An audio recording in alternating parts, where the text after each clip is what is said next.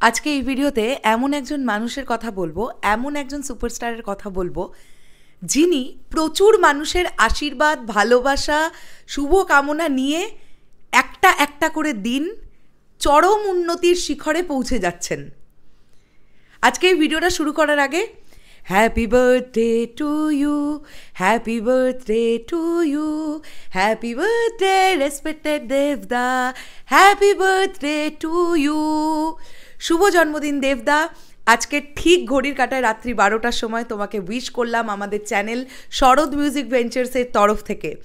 কালকের দিনটা সারাটা দিন তোমার বড় দিন, তার সঙ্গে সঙ্গে তোমার জন্মদিন, সারাটা দিন ভীষণ ভালোভাবে কাটাও। আজকে এই ভিডিওতে আমরা দেবদাকে নিয়ে কিছু কথা বলি। খুব ছোট করে এই ভিডিওটা তৈরি করব, কেননা মানুষটাকে নিয়ে সত্যি বলতে কি যতই বলবো বলা ফুরোয় না। সেই অগ্নি শপথ থেকে শুরু করে আজকে প্রধান পর্যন্ত এই মানুষটা তার লাইফে অনেক কিছু দেখেছে, ওঠা দেখেছে, পড়া দেখেছে, প্রচুর ট্রোলিংয়ের সম্মুখীন হয়েছে। একটা সময় এরকম শোনা গেছে গায়ের রং কালো, এ আবার কি সুপারস্টার হবে, কেমন বিচ্ছিরি দেখতে, এরকম কথাও যেমন অনেকে বলেছে। আবার অনেকে এমনও বলেছে যে বাঙালি ছেলে হয়ে বাংলাই বলতে পারে না, সে কি কাজ করবে। আবার যখন দেবদা রাজনীতিতে ঢুকলেন তখন একদল খুব হ্যাপি হলেন যে দেব রাজনীতিতে ঢুকেছে, কিন্তু আর একদল আবার বললেন অভিনয় করছিলিস ভাই, অভিনয়টাই কর না, রাজনীতিতে ঢোকার কি দরকার ছিল। তো একবার দুবার নয়, প্রচুর প্রচুর ট্রোলিংয়ের সম্মুখীন হয়েছেন, প্রচুর প্রচুর খারাপ কথা শুনেছেন, কিন্তু আজকে এই যে উন্নতির শিখরে পৌঁছে বসে আছেন এই মানুষটি, তোমরা দেখে নাও না। প্রধান দিয়েই আমরা বলি, 3 দিন আগে সিনেমাটা রিলিজ পেয়েছে সিনেমা হলে, তোমরা দেখো না নিজেরাই রেসপন্স কি আসছে। এই মানুষটা নিজে একটা পজিটিভিটিতে ভরা মানুষ, যে মানুষটার মধ্যে কোনো নেগেটিভিটি আমি আজ পর্যন্ত দেখলাম না, যে মানুষটা কাউকে ভয় পায় না। একবার বলেছি মানে, যদি আমি বলছি যে কথাটা তিনি একবার বলেছেন সেটা কাজে করিয়ে দেখেছেন, কোনো নড়চড় হয়নি।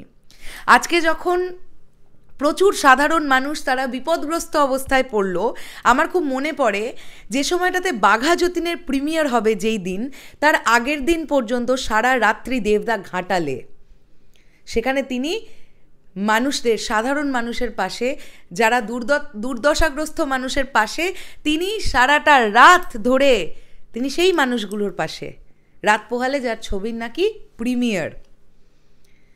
তো আজকে এই মানুষটা এমনি এমনি এত সাধারণ মানুষের ভালোবাসা পায়নি। এমনি এমনি আজকে একটা অনুষ্ঠান হলে বা এই যে সিনেমা হলে যখন হল ভিজিট করতে যাচ্ছেন দেবদা, এমনি এমনি এই রবটা শোনা যায় না, তার স্লোগানটা এমনি এমনি শোনা যায় না। সব থেকে ভালো যেটা দেবদার গুণ, সেটা হচ্ছে দেবদার বিহেভিয়ারটা পাশের বাড়ির দাদার মতন। যে কেউ দেবদার সঙ্গে মানে যদি একবার কথা বলার সুযোগ পাও, তোমরা বুঝতে পারবে মানুষটা কত ভালো। আমি জানি এখন যারা আমার ভিডিওটা দেখছো তোমরা নিশ্চয়ই দেবদাকে মিটও করেছো, দেবদার সঙ্গে কথাও বলেছো। জাস্ট এত ভালো একজন মানুষ। আমার মনে হয় যে একজন শিল্পী, ভালো শিল্পী তখনই হতে পারেন যখন তিনি একজন ভালো মানুষ হন, আর দেবদার মধ্যে এই ভালো মানসিকতাটা ভর্তি ভর্তি হয়ে আছে। সত্যি বলছি, আমি ছোটবেলা থেকে দেবদার প্রচুর ছবি আমার দেখা হতো না। যতটা না আমি ছবি দেখতাম তার থেকে বেশি আমি গান শুনতাম। পরাণ যায় জ্বলিয়া রে, সেই সময় সঙ্গীত বাংলা মানে পরপর পরপর দেবদার গান, এবং সেখান থেকে দেবদার সিনেমার গান শুনে বড় হয়ে ওঠা।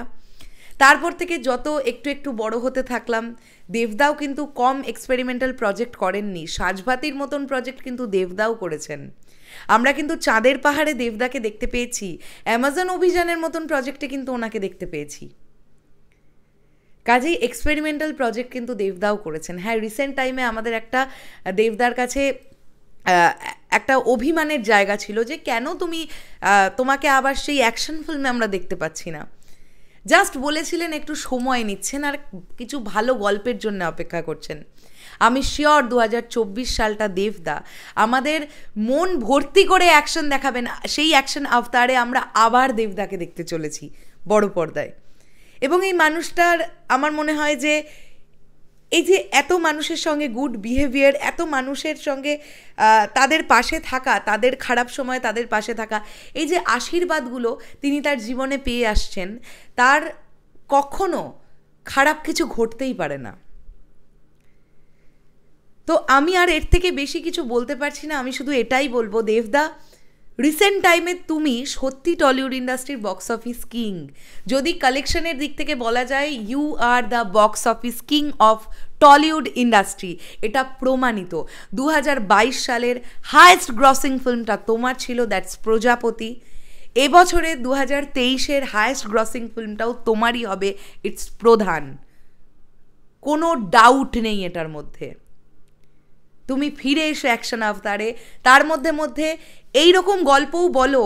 প্রধানে তুমি যেরকম গল্প বলে দিয়েছো, যেরকম গল্পের ওপরে কাজ করেছো, এইরকম বাস্তব কিছু গল্পের ওপরে কাজ করো, অডিয়েন্স অনেক বেশি রিলেট করতে পারবে। আর অনেক অনেক ভালো থাকো, খুব ভালো কাটাও তোমার জন্মদিনটা, এবং হল ভিজিট করো বেশি করে। সকলে তোমাকে চোখের সামনে দেখতে পেয়ে খুব খুশি হচ্ছে। এবং অবশ্যই আমি আর একটা জিনিস চলে যাওয়ার আগে বলতে চাই, বাঘা যতীনের সময় যখন আমরা প্রমোশনে যাচ্ছিলাম, আমি যেহেতু শান্তিপুর থেকে যাই, এবং আমি সেই সময়ের একটা দেবদার অবদান জীবনে ভুলবো না, এটা আমি তখনও ভিডিও করে বলেছিলাম। চলে যাওয়ার আগে এটাই বলি, আমি এতদিন মানে যে কটা দিন আমি কাজ করছি ইন্ডাস্ট্রিতে, এতগুলো প্রোডাকশন হাউসের ছবি এসেছে, আমার যেগুলো ভাল লেগেছে আমি সেগুলো নিয়ে কথা বলেছি। সৃঞ্জয় বাঘা যতীন প্রজেক্টে শরৎ বাজিয়েছে, এগুলো তোমরা জানো। কিন্তু আমার সঙ্গে দেবদা যে বিহেভিয়ারটা করেছিলেন, দ্যাটস, আমি শান্তিপুর থেকে যেহেতু কলকাতায় দেবদার ইভেন্ট করতে যাব বাঘা যতীনের, যেহেতু আমি একটা মেয়ে, আমার জন্যে গাড়ির ব্যবস্থা করে দেওয়া, এবং শুধু আমার জন্যে না, আমার মনে হয় মহারাজও তার ভিডিওতে কথাটা বলবে, আমার এবং মহারাজের জন্যে শিয়ালদা থেকে যে অনুষ্ঠান যেখানে যেখানে দেবদা গেছেন কভার করতে, মানে ইভেন্ট করতে, আমরা গেছি কভার করতে, সেই প্রত্যেকটা জায়গায় দেবদার দেওয়া গাড়িতে করে, পাইলট কারের ঠিক পিছনেই আমরা বহাল তবিয়তে, রাস্তা ফাঁকা করতে করতে গেছে, মানে পাইলট কার যখন যায় এমনি রোড ফাঁকা হয়ে যায়, তার ঠিক পিছনের গাড়িটা আমাদের গাড়িটার সামনেই দেবদার গাড়ি। আর ওটা অ্যাকচুয়ালি আমাদের গাড়ি নয়, দেবদারই প্রোডাকশন হাউসের গাড়ি। তো এই মানুষটার এই অবদানগুলো জীবনে ভুলবার মতন নয়। তার সত্যিই কি কোনো দায় পড়েছিল? আমি তো খুব ছোট্ট একজন কন্টেন্ট ক্রিয়েটার, আমি শান্তিপুর থেকে যাচ্ছি বলে আমার জন্য একটা গাড়ি অ্যারেঞ্জ করে দেওয়া, রাত্রিবেলা আমি কত রাত্রিবেলা শিয়ালদা স্টেশনে নামছি, আমি ঠিক করে ট্রেন পাবো কি না, এগুলো নানানভাবে খবর নেওয়া। ডেফিনেটলি দেবদা অনেক বড় মানসিকতার পরিচয় তুমি দিয়েছো। আমি আর ভিডিওটা লেন্দি করলাম না।